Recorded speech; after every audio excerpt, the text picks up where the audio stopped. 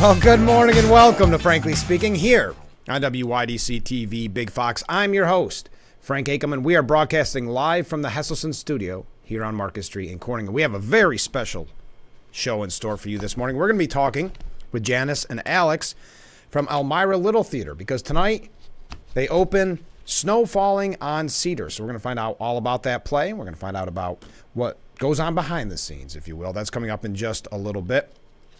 I want to start with some New York issues, and then we're going to get into, obviously, the presidential race, but a lot this morning about the southern border, the fight between the White House and Governor Abbott in Texas and where that's leading. We'll get to that as well, and a couple other things, because it's Friday. We jump around a lot on Friday, have a lot of fun. So first off, if you recall earlier in the week, I had some quotes from a statement that was released by Assemblyman Phil Palmisano in regards to Governor Hochul cutting school funding. Well, a lot of people since then have been speaking out, and this is not good for the Democratic governor. Let me put it up on the screen here for you. It's the public education sector that is now speaking out against the governor. That includes school boards, superintendents, and the state teachers union, among other entities, according to Gothamist. They all served as key allies during Hochul's first 2 years in office and her successful 2022 election, thanks in large part to the Democrat governor backing a big boost in state school aid over the last few years. But now those same public education advocates are pushing back hard against the governor. And this has got to be troubling for her inner circle, depending very heavily on those endorsements, on the money that comes in from unions specifically, because that's a newly unveiled budget proposal, which would result in hundreds of school districts across New York getting less state money in the upcoming fiscal year by changing the school funding formula. Quote, "To say we are profoundly disappointed is an understatement," said Melinda Person, the president of the New York State United Teachers Union. I have a feeling when you start to see articles like this and you start to see quotes like that from the New York State United Teachers Union, she will backpedal. That's a group of supporters she does not want to lose. It would be interesting to see how much she received in donations during her campaign from teachers unions. Education spending makes up a huge chunk of the state funds in New York's budget, about 27%, and Hochul's proposals are not set in stone. There you go. There's the signal. It's not too late, Governor Hochul, to change.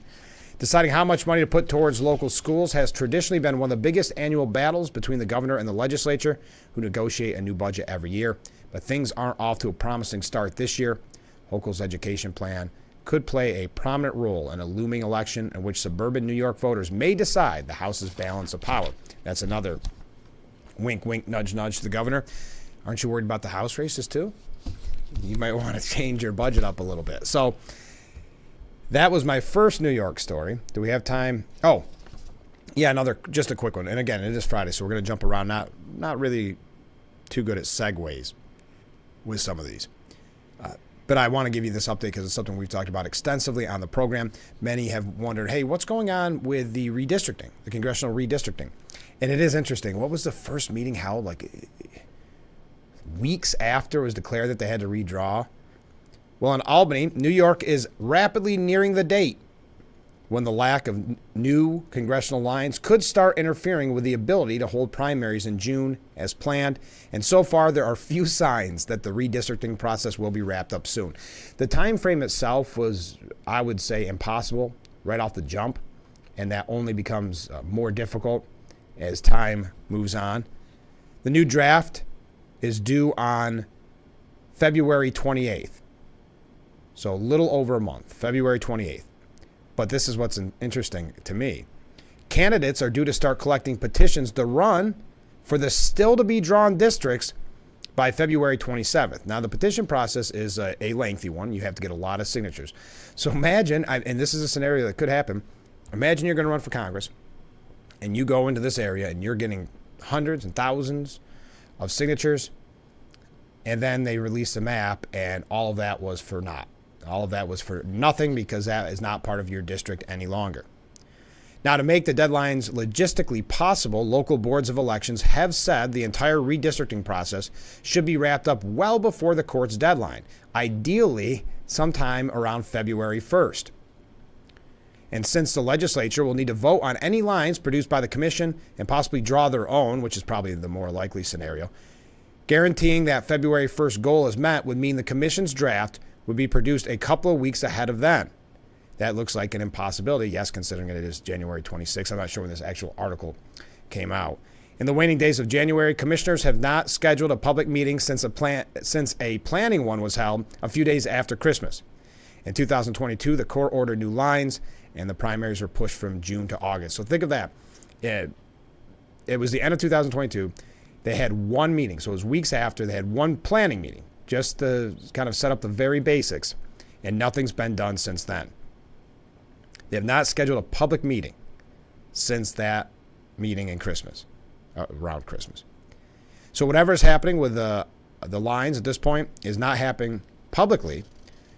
And that, of course, angers many redistricting reform advocates. But we'll keep a close eye on that. I do find it very interesting because this was not even really constitutional. But what didn't really come as a surprise. We'll see how it goes. We know the last time around it did not go well. All right, we got to take a break. I'm running late. We'll get away from New York. We're going to talk about the feds. Well, a couple other things. I don't want to give too much away. We're just getting started. Stay with us. This is Frankly Speaking here on WYDC TV. Big Fox will be right back. You can tell it's a little rainy out there. Welcome back to Frankly Speaking here on WYDC TV. Big Fox. I'm your host, Frank Hakem. We are broadcasting live from the Hesselson studio. I am running a little late this morning, and I'm really looking forward to talking with Janice and Alex from Elmira Little Theater. Their play, Snow Falling on Cedar, opens tonight. We'll talk to them in just a moment. I don't know if you saw this. I just want to say it kind of in passing quickly, but to piggyback off of stories that we've been bringing you about Harvard and Cornell and the anti-Semitism on college campuses. Did you see what happened at NYU? The professor, Amin Hussein? Well, according to the New York Post editorial board, it proves that anti-Semitism is welcome on college campuses.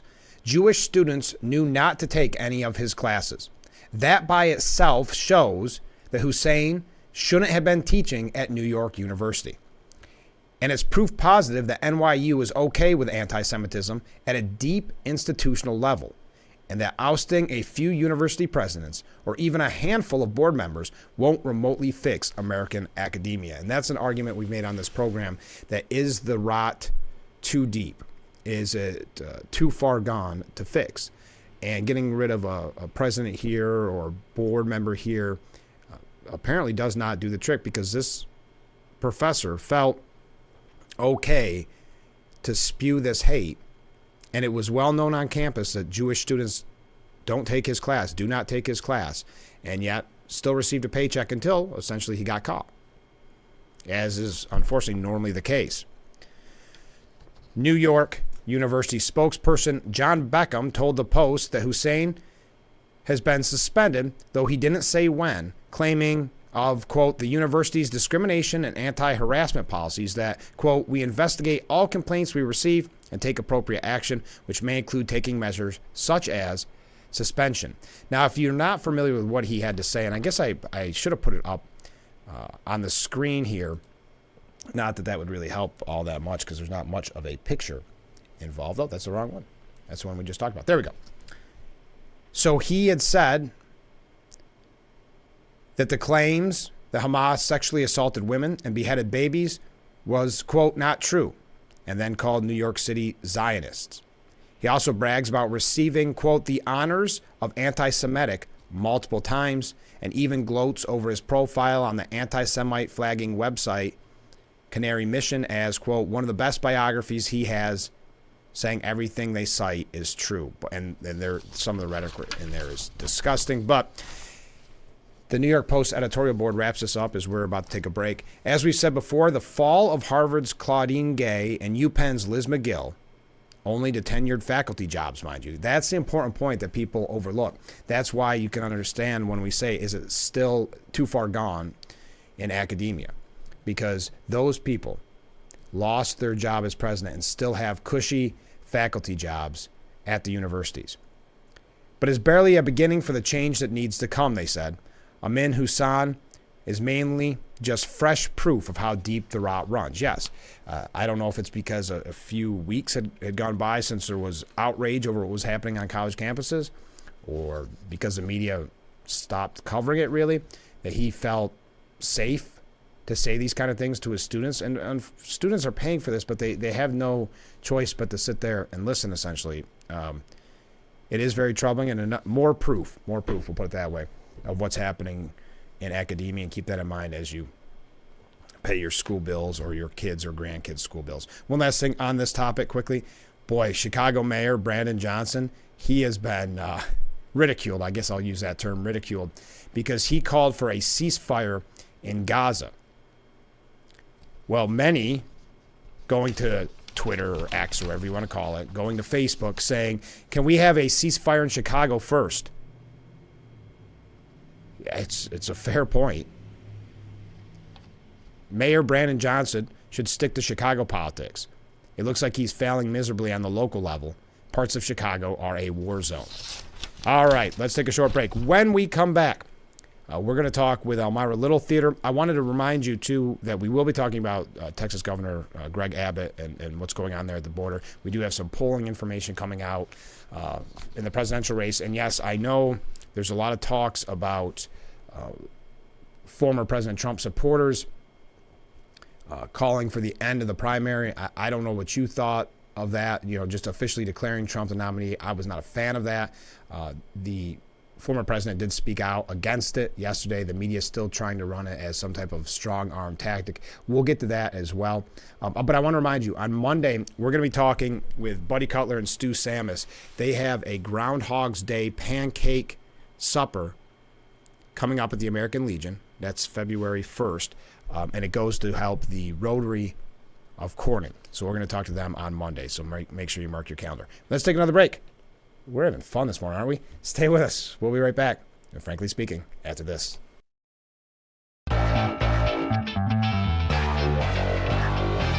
Welcome back to Frankly Speaking here on WYDC TV Big Fox. I'm your host, Frank Ackerman. We have our representatives in from the Elmira Little Theater. Thanks so much for being on the show. Thank you for having us. This is exciting. This is the opening day of your play. How's it feel?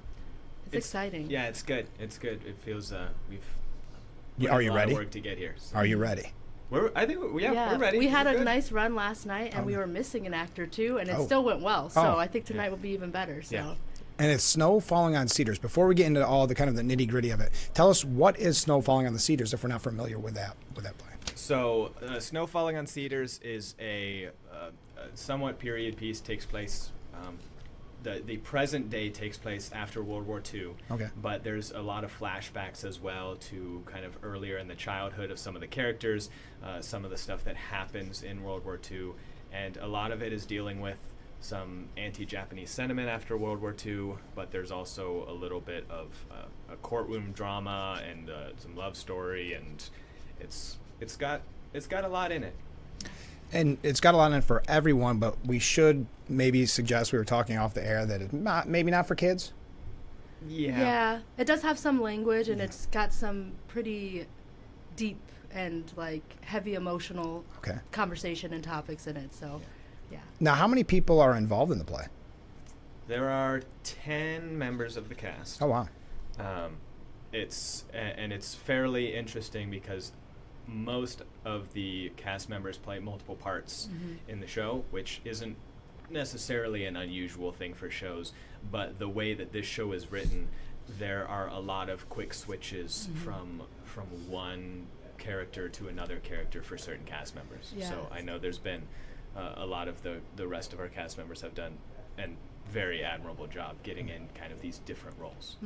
We've been talking about Snow Falling on Cedars on Elmira Little Theater. How long or how much of a commitment has this been for you time-wise? Because I don't think people realize how much goes into putting on a play. Do you want to go? Yeah, for sure.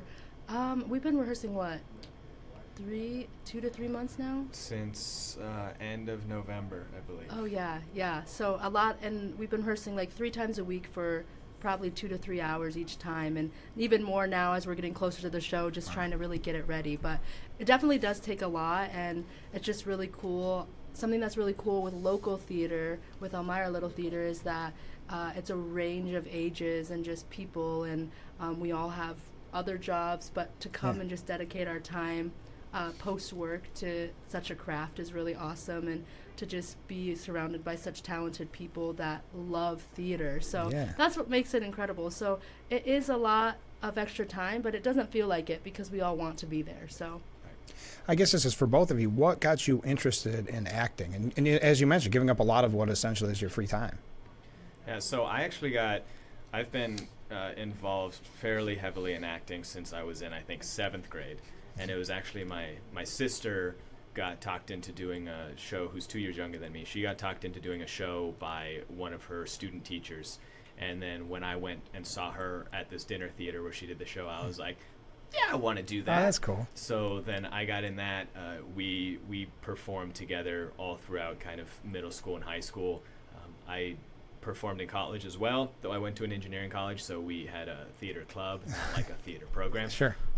And then once I moved out to New York, I was put in contact with Elmira Little Theater with one of my coworkers, and it's just a really fun thing to be able to, especially with the career that I have in more like engineering, more math and numbers type stuff, to have this creative outlet that also is so integrated with like the community and getting to meet a lot of other people. Like Janice said, this isn't a professional thing, it's a fully volunteer organization. So there's obviously people who come back often, but there's plenty of times, I mean, we've got someone in our show that this is their first show that they are doing. That's exciting. And it's awesome to see that reach. Yeah, for me, kind of similar. In 5th grade, my 5th grade teacher noticed that I was loving singing, because I went to a private Christian school in 5th grade, and so we would always sing songs at the beginning of the day, and he noticed I loved it so much, and he asked my mom if he could take me to audition for a show up in Bath at Family Life. So that's really what got me going, which is so awesome, because I tried all the sports and I didn't do well. And so it was super awesome that finally 5th grade hit, I found what I was supposed to be doing. Your which calling. was theater. My calling to theater. And so ever since, I did it throughout high school, and then I also did it in college. But I was a nursing major. And so kind of similarly to Alex, it was cool to have an avenue. It was like a stress relief almost. While nursing was so rigorous and just really hard, it was cool to be able to have that on the side and to be able to just go and be characters that aren't like me, and just go into that avenue. And then into my career now as a nurse, it's really awesome. I didn't think I'd be able to do theater after college. I really didn't think it would allow with my job and the hours that I have to work, but it's really awesome to have such an incredible local theater that they work with you and your schedule too. It's not, they know that you have other things that you're doing, and so it's not like, oh, you have to make every one of these. If you have to be at work, it's okay. And so that was really encouraging to me, and it's super awesome. I love that I can do theater outside of work now too. So something I didn't think I'd be able to do. Well, it's got to be great to be a part of Elmira Little Theater, because they have such a stellar reputation. It's such an important part of our community, really. Yeah, this is our 80th year, I believe, as Elmira Little Theater. 1944 is when Elmira Little Theater started. And it's just a great group to be a part of. The amount of we reach out to so many different people in the community. It's very open in terms of who wants to get involved with it. We're always looking for more people who not only want to perform on stage, but we're looking for people to help out backstage, build sets, paint sets, all of that stuff. So there's plenty of people we know who want to be involved in theater but are not I want to be on the stage person. Oh yeah. And there's stuff for them to get involved, and it's been great, especially in the past several years.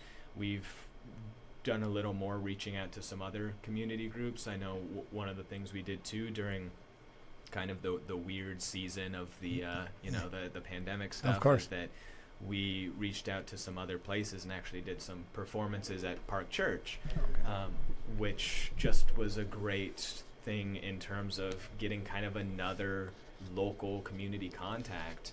And we've talked with other groups before and partnering up or helping advertise theirs or helping provide actors and talent and stuff like that. So really, I mean, like we keep coming back to that community. Yeah, of course. Thing for it. And we're talking about Elmira Little Theater, and it's Snow Falling on Cedars, which opens tonight. I didn't even ask the question, what parts are you playing? I should have asked that. Yeah, you want to? Yeah, so I'm playing Hatsue, and she is a character in the show. So Alex kind of shared it's based around a court case. So this man named Kabuo is accused of murder. Okay. And so I'm playing his wife, and so it's kind of an interesting role in terms of that. But then, like he said, there's a bunch of flashbacks, and so Hatsue also just has this childhood friend named Ishmael, which to give away, but is Alex's character. Yeah. Yes, and they kind of have a love story of their own from when they were children together, and so it's kind of just this in between for her, like. She wants to follow her heritage of being Japanese, and everyone's telling her to marry someone who's Japanese, who's like her. But when she's a child, she falls in love with this guy who's an American, this white guy. He's not Japanese. And so it's just kind of this turmoil for her, and what do I do? And so just following the story of her and the court case and supporting her husband in it. So. Yeah, and like Janice said, my character is Ishmael Chambers, and in the current day, he is a newspaper reporter. So he took over his father's newspaper. This takes place in a small northwest town, somewhere outside of Seattle, an island area outside of Seattle, and he's the like local reporter. But like Janice mentioned, there's a lot of backstory between Ishmael and Hatsue from when they were children, and obviously World War II and everything that happened then really threw a wrench in everything that was happening. So Ishmael gets drafted, goes off to war.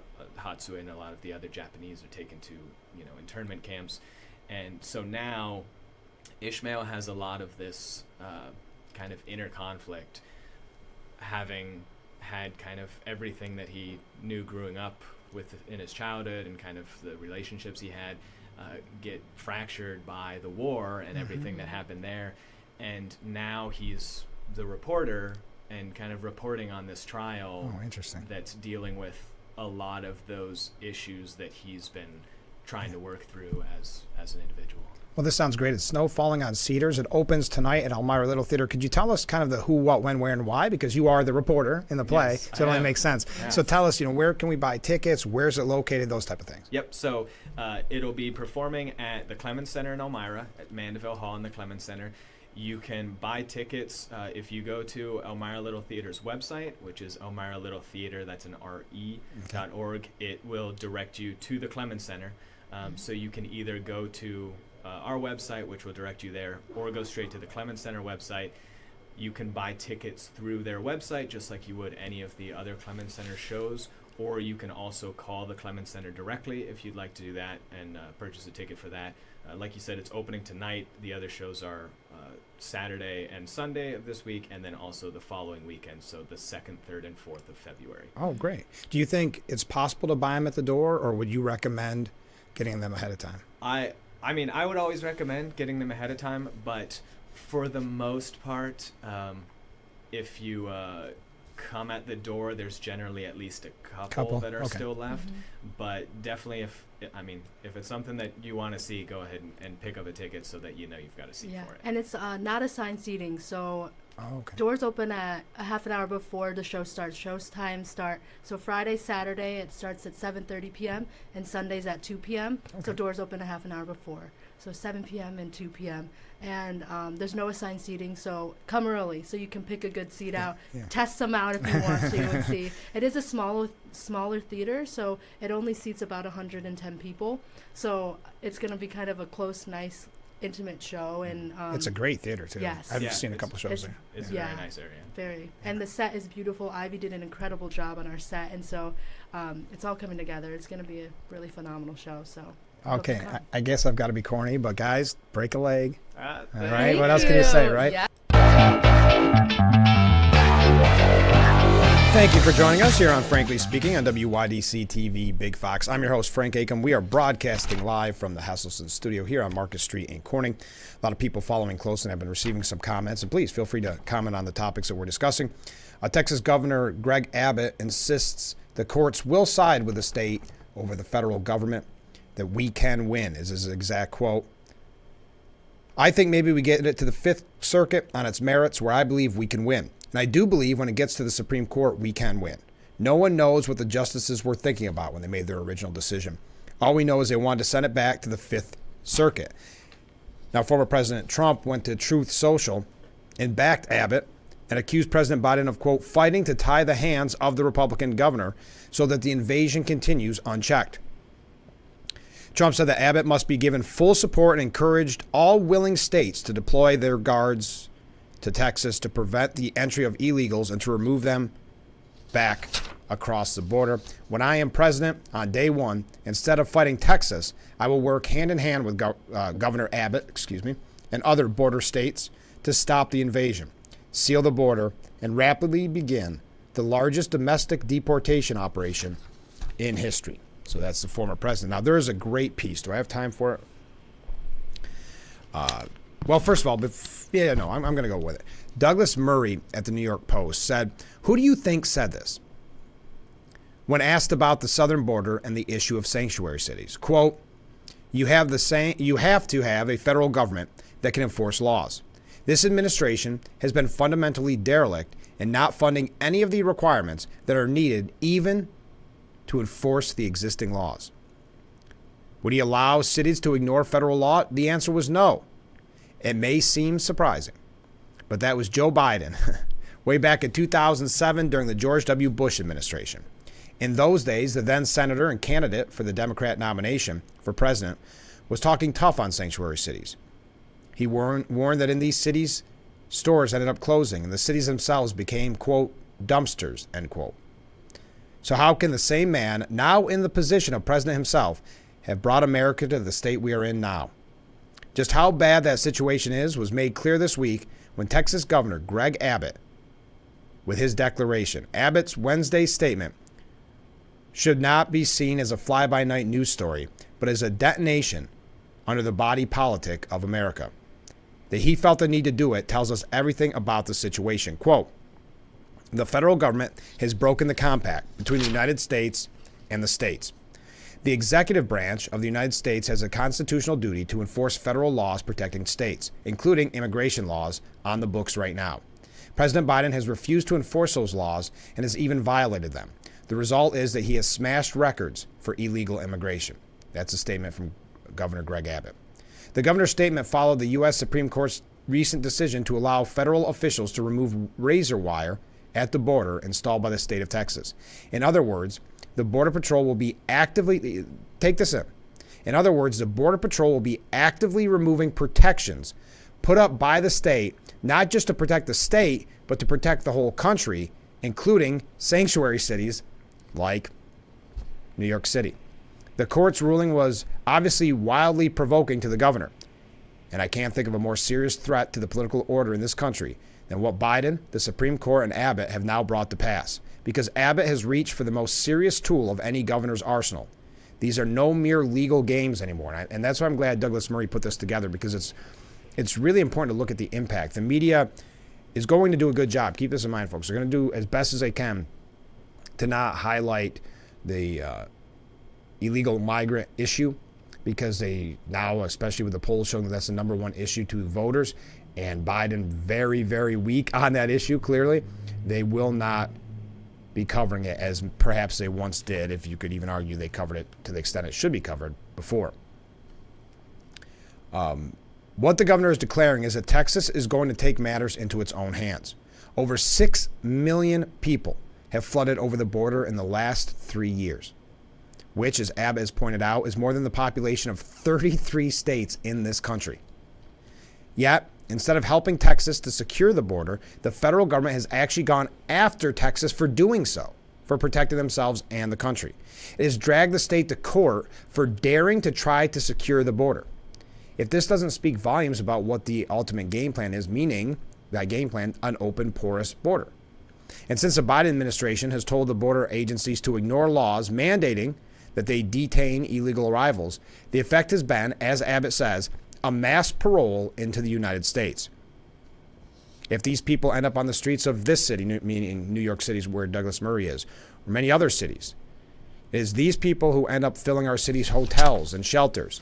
And we've heard about the money that this has cost. We've seen it firsthand in New York City. It is these people who at worst commit crimes and at best undercut New York City workers by entering the black economy and making a mockery of the Democrats' own minimum wage laws for workers in the city.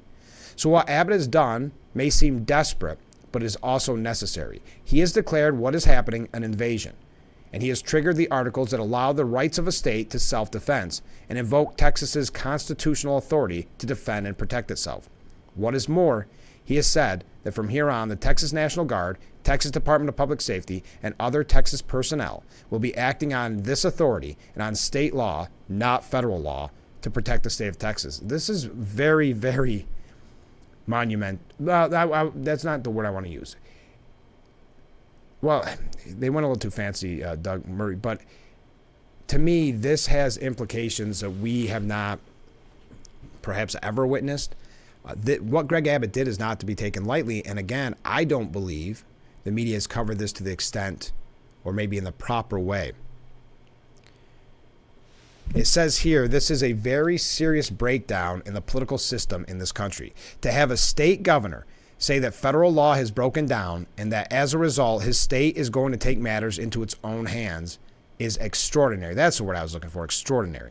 Except that there is a precedent. This is a good point by Douglas Murray. There is a precedent to this. All those cities and states that also broke away from federal law in recent decades when they declared themselves sanctuary states and sanctuary cities. I suspect that Abbott will get a fair amount of pushback on his statement in the courts and in the courts of elite opinion. But where were those critics when leftist politicians went around grandstanding about the necessity of welcoming the world's poor? Where was the condemnation when states and cities decide to unilaterally encourage further illegal migration into this country because they wanted to look kindly and compassionate? The answer is it was there, such as the statements of Joe Biden, the candidate in 2007, and then nothing happened. People might have condemned sanctuary state announcements, but little to nothing was done about them, and it never is. Because in the realm of illegal migration, there's never any price to pay for encouraging it. The true political pressure is only put on people like Abbott who are trying to enforce the laws of the land. Of course, when they run for election, candidates such as Biden will occasionally talk a tough game. Yeah, you see it from John Tester, who's running. He's a vulnerable Democrat in Montana. He's now all of a sudden calling for border security. So yes, you will see candidates now have a very different position because, again, of what the polls are saying. There is an ominous note about Abbott's declaration, but is also a necessary one. And I hope amid all the criticism, people remember it wasn't Abbott who brought America to this point. It was Biden and all the other politicians who said one thing only to do another. And that's Douglas Murray at the New York Post. I thought it was a great piece. I know I'm running long, but I thought it kind of condensed what we're dealing with and really shows the importance of what is happening there. And as I said, with the polls showing that that's the number one voter concern, immigration, you're going to see a lot of people backtracking, fabricating, to put it politely, twisting what they've done because it's going to be bad at the polls for many of these politicians. But we got to take a break. Stay with us. We'll be right back with Frankly Speaking after this. And we are back with Frankly Speaking. We still have a lot to get to. Thank you for joining us this morning. As always, you can reach out to me at the number on the bottom of your screen with any comments, interview suggestions. Half of United States governors have sided with Texas in the border dispute with Biden, sending a letter in solidarity to Governor Abbott. There's only one Republican holdout, and that's Vermont Governor Phil Scott, who says he voted for President Biden in 2020. But of the 25 signatories of the letter, it said, "We stand in solidarity with our fellow Governor Greg Abbott and the state of Texas in utilizing every tool and strategy, including razor wire fences to secure the border." Sarah Huckabee Sanders tweeted out, "If President Biden won't defend us, states will have to defend themselves. Arkansas stands with Texas." Governor Glenn Youngkin said the Biden administration continues to refuse to secure the border. Virginia supports Abbott and Texas's constitutional right to defend itself. South Dakota Governor Kristi Noem, who some have speculated could be on the short list for VP, she said that she'll ship razor wire to the governor herself. What people forget is that governors are commanders in chief. We're responsible for the men and women of our National Guard. It's a heavy responsibility that weighs on our shoulders. And so we never engage our National Guard soldiers and those men and women unless it's incredibly important. In defying the order, Abbott said earlier this week, the federal executive branch has a constitutional duty to enforce laws protecting states, and that the founders intended for states not to be victims to the whims of a, quote, lawless president. But yeah, she said, Kristi Noem said, I'll drive in more razor wire from South Dakota if I have to for Abbott to do his job. Now, as I mentioned just before we take another break here, that John Tester, Democrat from Montana, has called for the Biden administration to secure the southern border now that he faces a tough re-election battle. As it says here, I think it was his opponent who said, after years of doing nothing. In a recent op-ed published in the Billings Gazette, Tester said that Democrats should set aside political beliefs and accept that, quote, allowing anyone to enter the country without being properly vetted or going through a legal process undermines our national security. It's good that he woke up to this. His opponent, it looks like his opponent, Republican Tim Sheehy, said Montana is a northern border state with a southern border problem because after 18 years in D.C., two-faced Tester has refused to secure the border. We know what to do. President Trump already did it, but we need strong leaders willing to put America first. All right, we got to take a short break. When we come back, you're not going to believe who we're going to hear from on this issue. Not hear from in the sense of coming to the studio, of course, but a new op-ed out at The Hill is by a man that all I can think of is after reading this is planning to run for something. What that is, I'm not sure. We'll hear from Andrew Cuomo in just a moment. Stay with us. We'll be right back with Frankly Speaking.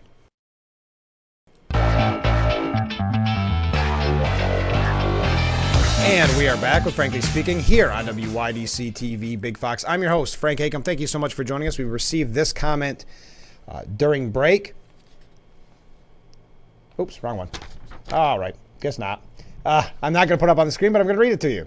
I have paid hundreds to renew my green card, but Homeland is delayed by 3 years in processing those. How can they process all these migrants? What other country has such a loose border and gives people free stuff for doing illegal things? My Canadian friends who want to move here have found it impossible, even after buying multiple properties and businesses here in America to try and get residency. And here's the final line that I think will resonate with a lot of people. Why does America dislike the tax-paying middle class? That's a great comment. Thank you. As I said, Governor Cuomo, former governor, now disgraced former governor, Andrew Cuomo, has an opinion piece out today at The Hill. And it's Democrats must unify around a sensible policy on migration. We're in the middle of the NFL playoffs, leading to the Super Bowl. Winning teams focus on perfecting their strategy. They do not rely on the hope that the other team loses. Today, Democrats are too reliant on Trump being unelectable rather than focusing on the positive case for their victory. So he tries to build up Democrats by saying we can't, and they are doing this to his defense, doing the whole Trump's so bad, and not focusing on what they deem as the positives. Though, in their defense, when Biden brings up Bidenomics, it does not go well. It's not a positive message. But again, the former governor said, for example, the migrant issue is creating mayhem across the country and showing the ineffectiveness in the Democrat Party. President Joe Biden's administration has not been able to solve the migrant problem, primarily because of the divided opinion within our own party. The Republican ploy of putting migrants on buses to blue cities only serves to highlight the Democrats' failure to anticipate the consequences of Biden's border policies and continuing failure to fashion a workable solution. I think this is the solution they want, an open and porous border. Why else would they be going after Greg Abbott? What is our border policy, and how did we expect to handle the 2 million immigrants and asylum seekers who came over the border and are continuing to come? As I mentioned earlier, the number's around 6 million. Right now, there is no Democrat policy or plan, and Americans know it, highlighting Democrats' government ineffectiveness and the ideological divides in our party. But yes, and you've also got to look, I mean, when the voters say that this is their major concern, and then you look at Biden's numbers on that, it is not what you would say, a positive thing for the Biden camp. How are we doing on time? Sorry. We do have to take another short break already. But he said this is not New York liberals taking a different position than Southern blue dog Democrats. It's New York taking a different position than New Jersey. Upstate Democrats taking a different position than downstate Democrats. And the Democratic governor taking a different position than the Democratic mayor.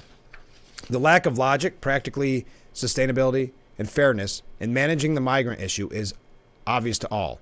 The president, governor, and mayor are all blamed by the public for the obvious failure. It must be resolved. We have learned this lesson before. Ignoring a problem, no matter how difficult, only makes it worse.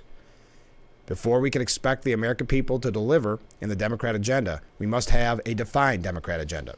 The division of opinion on the migrant issue is replicated on pressing issues, and he goes on criminal justice reform, Israel-Palestine, etc. But given our diversity, this only ensures paralysis in this scenario. Yes, we are a big tent party, but we must move forward. Our claim to be progressives must not be rhetoric, but reality. Donald Trump cannot win the election, says former Governor Cuomo, but Democrats can lose the election. We cannot wager that citizens will vote against Trump, but rather give them a reason to vote for Democrats. We must make the positive case for a Democratic future. The negative case against Trump makes itself. So he's running for something, huh? What do you think it's going to be? Former Governor Andrew Cuomo. You're starting to see a lot of Democrats, especially if he is thinking of running, coming out and talking about the immigration policy because the polls almost forced their hand. But we do have to take another short break. Stay with us. This is Frankly Speaking here on WYDC TV. Big Fox will be right back.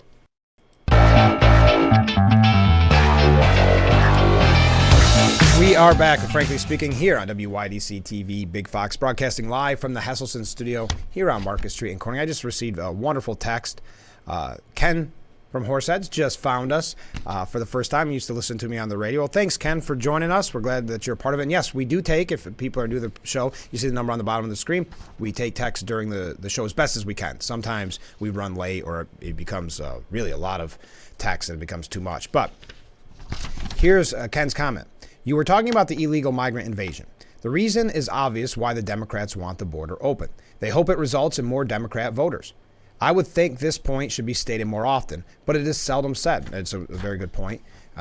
It's really the only reason you could come to the conclusion of an open, porous border. What else is the upside? I also hear constantly that illegals are being sent to Democrat cities, sanctuary cities, but seldom that the feds, are also busing them to many Republican cities. Good point, Ken. Thank you for joining us. I'm so glad that you're tuned in, I should say, to Frankly Speaking. How about this comment from another viewer? If Democrats used as much time helping America as they do slamming Trump, they would do better politically. That's a good point. I think that's a little bit, not to scare you there, I think that's a little bit of what Cuomo was saying, though I think, and I don't want to put words in your mouth to the viewer who sent that, I don't think what your vision of helping Americans and what the Democrats, in this case Cuomo's vision is, I don't think they line up. I think they're different. That's not a bias or something like that. That's just saying I think that you would see they're very different. Democrat Representative Jim Himes, says uncontrolled migration is hurting wages, but it's really the only issue that the Republicans have against Biden. That's really it, according to Himes. Okay, we got to move on because we are almost out of time. I'm very glad myself, and I would love to hear your opinion. You can comment after the program's over as well. When it was originally resolved or put a resolution up that they would end the primaries, it was Trump supporters that did this, end the primaries, and Trump declared the nominee to speed up the process.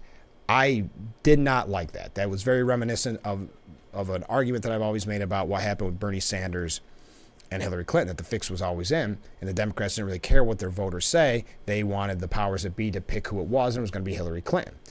I've used that reference quite frequently on this program, and that's what this reeked of to me, because I always said, imagine if you're a Bernie supporter and that happens to you. It would be like us at that time if you were a Trump supporter, and even though he was going to get the nominee, they said, nope, never mind.